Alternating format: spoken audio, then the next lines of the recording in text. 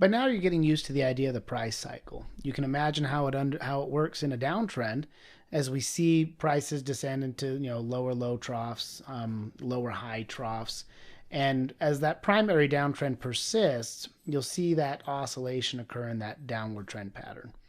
Now we understand that pretty well by now. So again, oversold, overbought, oversold. The process and cycle repeats.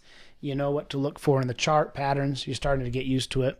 Here is an example of Macy's that's been in a wide swinging oscillation trend. So this is a big monthly chart, and again you can see just that massive price cycle all the way up to 73, down to 20, back up to 40, back down to 20. So now that you're down at 20, you might ask yourself, well, maybe it runs through a small price cycle up or something like that.